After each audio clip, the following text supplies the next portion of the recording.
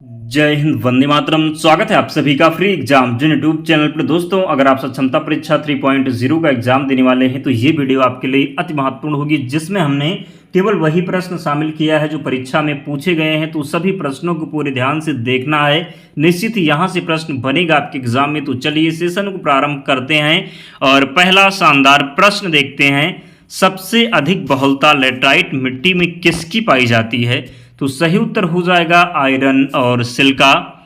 भारत का आकार कैसा है? तो चतुष्कोणीय है। भारत का आकार चतुष्कोणीय है।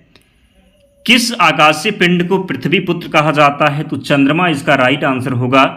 अरुणाचल प्रदेश की राजधानी है तो ईटानगर है अरुणाचल प्रदेश की राजधानी।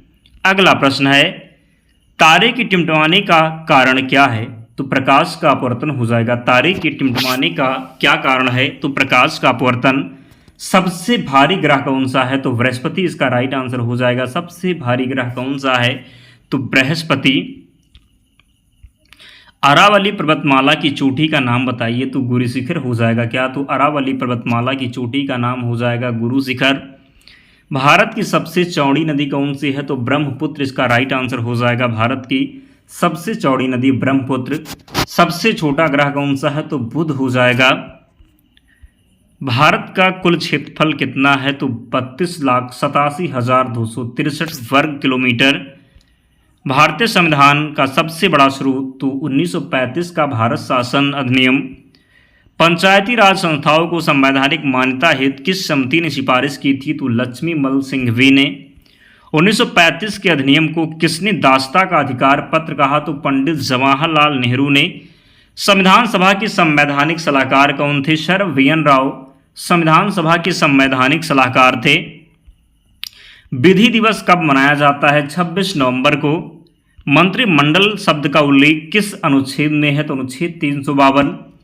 प्रथम बार राष्ट्रीय ध्वज कब फहराया गया था? तो 26 जनवरी 1930 को प्रथम बार राष्ट्रीय ध्वज फहराया गया था। शिक्षक संस्थानों में धार्मिक शिक्षा का प्रतिबंध किस अनुच्छेद के तहत लगाया गया? तो अनुच्छेद 28 इसका राइट आंसर है। कांग्रेस के किस अधिवेशन में पूर्ण स्वराज की घोषणा हुई? तो लाहौर अधिवेशन 1929 में। मतदाता की आयु 21 वर्ष से घटाकर 18 वर्ष किस संविधान संशोधन द्वारा की गई? तो 61वां संविधान संशोधन था। कब हुआ था? तो 1989 में। डॉक्टर भीमराव अंबेडकर किस प्रदेश से संविधान सभा में सदस्य थे? तो मुंबई। राष्ट्रीय ध्वज के डिजाइन किसने तैयार किया था? पिंगली वेंकैया ने। आधुनिक भारत का मनु किसे कहा जाता है? डॉक्टर भीमराव अंबेडकर को। दोनों सदनों की संयुक्त बैठक बुला सकता है? तो राष्ट्रपति। शोषण के विरुद्ध अधिकार किस अनुच्छेद के अंतर्गत आता है? तो अनुच्छेद 23-24। मौलिक अधिकार किस देश के संविधान से लिए गए हैं? तो अमेरिका के संविधान से। किस संविधान संशोधन द्वारा दिल्ली को राष्ट्रीय राजधानी का दर्जा दिया गया? तो 69वां संविधान संशोधन के द्वारा। मूल अधिकारों को सर्वप्रथम किस देश में मान्यता दी गई? तो संयुक्त राज्य अमेरिका में। डॉक्टर भीमराव अंबेडकर ने संविधान के किस भाग को सबसे अधिक अलौकिक भाग कहा है? तो भाग 3 को। अगला है, भारत के संविधान में मूल अधिकार क्या है? तो मूल संविधान का हिस्सा। मौलिक अधिकार का निलंबन कौन कर सकता है? राष्ट्रपति के द्वारा मौलिक अधिकारों का निलंबन किया जा सकता है। मौलिक अधिकारों के बारे में सुनवाई करने का अधिकार किसको है? तो सर्वोच्च न्यायालय को। भारतीय संविधान का अस्पृश्यता उन्मूलन किस अनुच्छेद में है? तो अनुच्छेद 17 में। मौलिक अधिकारों का जो है मुख्य उद्देश्य क्या है? तो व्यक्तिगत स्वतंत्रता को सुनिश्चित करना। स्वतंत्रता का अधिकार किस अनुच्छेद में वर्णित है? तो अनुच्छेद 19 से 22 में वर्णित है स्वतंत्रता का अधिकार। शिक्षा का अधिकार किस अनुच्छेद में जोड़ा गया है? तो अनुच्छेद 21A में। अनुच्छेद 24 में मौलिक अधिकारों में क्या वर्णित है? तो बच्चों का शोषण के विरुद्ध अधिकार। क्या हो जाएगा? तो अनुच्छेद 24 में मौलिक अधिकारों में क्या वर्णित है? तो बच्चों के शोषण के विरुद्ध अधिकार। संपत्ति का अधिकार कैसा अधिकार है? कानून अधिकार हो जाएगा। मौलिक अधिकारों में संशोधन का अधिकार किसको है? संसद को। गुरु नानक का जन्म कहाँ हुआ? तलवंडी में हुआ था। सिख धर्म का संस्थापक किस सिख गुरु को माना जाता? तो उत्तर प्रदेश को। क्या बात करेंगे तो गुरु नानक को किसे? तो सिख धर्म का संस्थापक किस सिख गुरु को माना जाता है? तो गुरु नानक को। अमृतसर शहर का निर्माण किसने कराया था? तो गुरु रामदास ने। किस धर्मगुरु को इस्लाम न अपनाने के कारण अपना शीश कटवाना पड़ा था? तो गुरु तेग बहादुर। महात्मा गांधी के प्रिय भजन जो पीर पराई ना जाने रे के रचयिता कौन है? तो नरसिंह मेहता। क्या हो जाएंगे? तो नरसिंह मेहता। नरसिंह मेहता कहाँ के प्रमुख संत थे? गुजरात के। असम का चैतन्य किसे कहा जाता है? शंकर देव को। मुगल शासक मोहम्मद शाह के संप्रदाय के अनुयायी थे? तो शिव नारायण के। किसके? तो शिव नारायण। गुरु नानक का जन्म स्थल तलवंडी नामक स्थान अब किस नाम से विख्यात है? ननकाना साहिब। रामचरितमानस नामक ग्रंथ की रचना किसने की? तुलसीदास ने। तुलसीदास का जन्म कहाँ हुआ? तो बांदा जिले के राजापुर गांव में।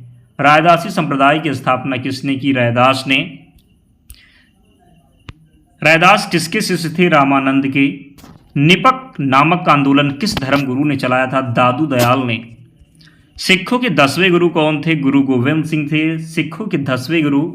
धर्म दीक्षा विधि पाहुली की स्थापना किसने की? गुरु गोविंद सिंह ने। एक बात आपसे कहेंगे, आप में से बहुत से ऐसे शिक्षकगण हैं जिन्होंने वीडियो को लाइक नहीं किया है, तो निवेदन है आप सभी से, आप लोग वीडियो को ज़रूर लाइक कर दें और चैनल को सब्सक्राइब करके हमारे साथ जुड़ जाएं। इसकी पीडीएफ के लिए आप लोग टेलीग्राम चैनल से जुड़ जाना, लिंक डिस्क्रिप्शन बॉक्स में है। सिखों का प्रमुख त्यौहार कौन सा है? तो वैसाखी हो जाएगा। किस सिख गुरु ने पंजाबी भाषा के लिए गुरुमुखी लिपि की शुरुआत की? गुरु रामदास ने।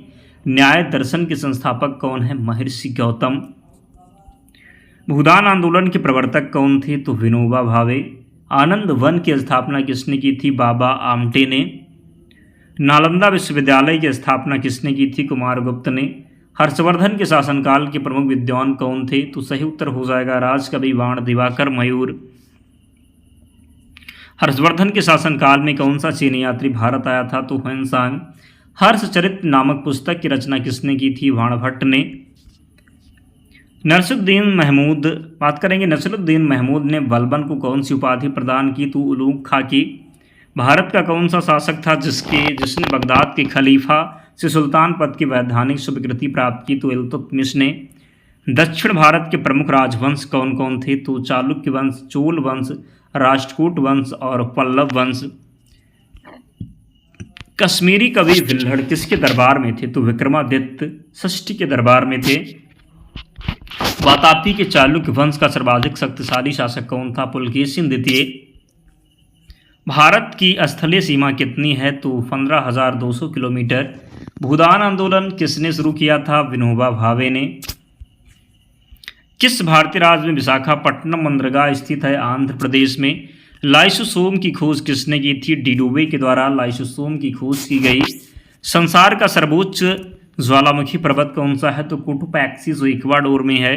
अफीम को पौधे की किस भाग से प्राप्त किया जाता है? तो फूल से। दक्षिण भारत की अंतिम पहाड़ियाँ कौन सी हैं? तो कार्डामम पहाड़ी, इलायची पहाड़ी जिसके नाम से आप जानते हैं। मुगलों की राजकीय भाषा कौन थी? तो फारसी थी। मुगलों की राजकीय भाषा कौन सी थी? तो मुगलों की राजकीय भाषा फारसी थी। भगवान महावीर के बचपन का नाम था वर्धमान था। क्या? तो भगवान महावीर के बचपन का नाम वर्धमान था। कोशिका भित्ति किसकी बनी होती है? सेलुलोज की बनी होती है कोशिका भित्ति। कोशिका भित्ति किसकी बनी होती है? तो सेलुलोज की। इलायची पहाड़ी किन राज्यों में विस्तृत है? तो राइट आंसर इसका होगा केरल और तमिलनाडु। भारत के किस शहर में जंतर मंतर स्थित है? तो दिल्ली में। किस में? तो भारत के किस शहर में जंतर मंतर स्थित है? तो दिल्ली में।